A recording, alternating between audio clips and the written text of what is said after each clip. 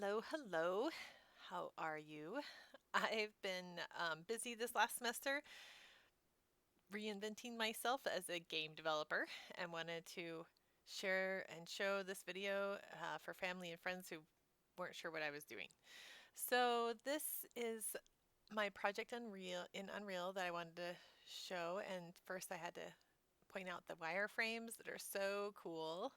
Really hard to work with at first, but they make it really easy to uh, snap everything in place, connect all the pieces up, and make sure you don't have any holes in your castles and stuff. But anyway, let's go into play mode.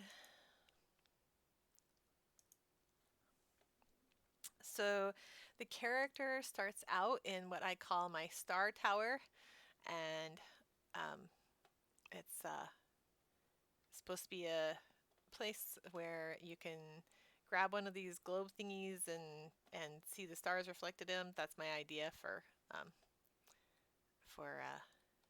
the game I want to make someday. I was particularly proud of the chairs because, as you can see down here underneath the screen, I was only allowed to use the starter content for my project, and it didn't come with much. There's only one little chair and one couch that doesn't really even work, and that's it.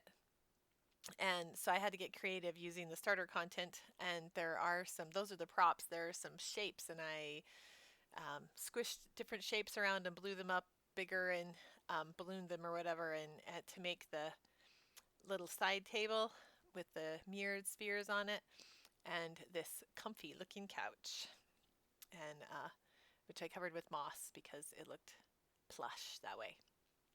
The mirrored spheres just are tiny versions of this big one up here.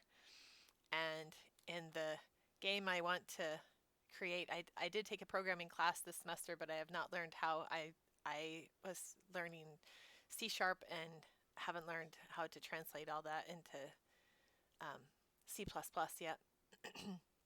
But I plan on turning this into a game.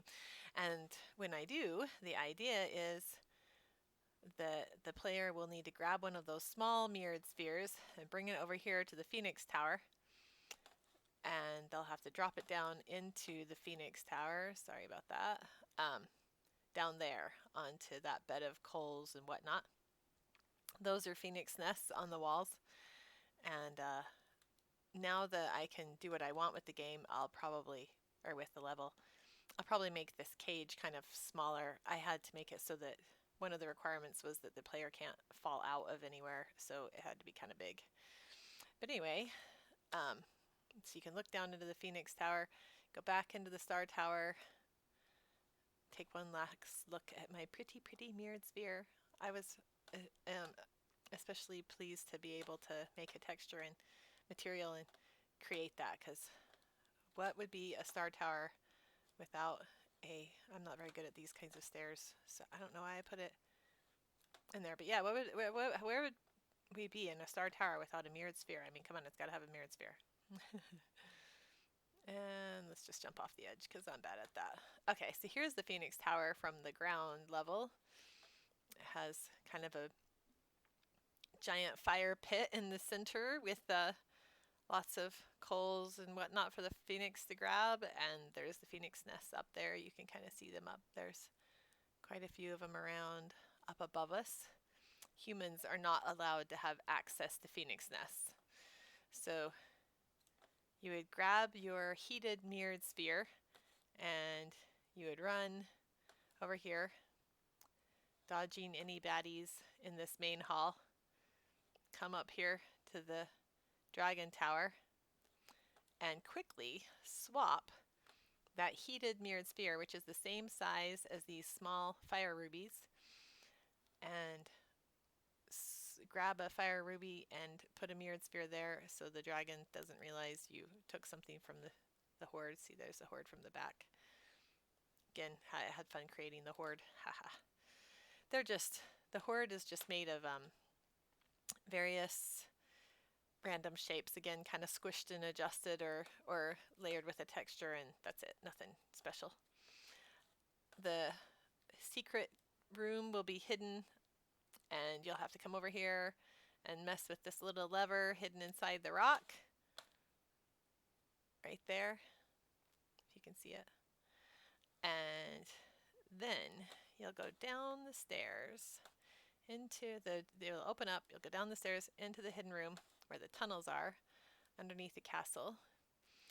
And some people might just try to run straight out, but that would not be wise, because when you get to the ends of the tunnels, you won't get out unless you come over here. And you're a savvy enough thief to realize, no, I don't want the gold, and no, I don't want the goblet, which, by the way, I didn't have any actual cool goblets, and I haven't learned 3D modeling yet. I'm still taking that class, just starting it. So that is an upside down lamp from the starter content. It's turned upside down and shrunk down, so it looks kind of like a goblet. Anyway, if you move that rock, then you'll open up one of the doors at the end of the tunnels. So you take your stolen fire ruby and you'd run through the dark tunnels all the way to the end. Oops. There we go. And you'd get out, and that would be how you would win this level in the game. And you have a choice of 2 tunnels, that one going that direction or this one. Oops. Yeah, so there's that one going that direction or this one going this direction. Yeah, all the way down to the end of this one as well. And that is my level that I made in Unreal. Most of the time we were working in Unity doing programming, and it was really cool, but a little less thrilling because there weren't all the special effects and particles and all that jazz. So yeah, that's it. And thanks for looking. All right, bye.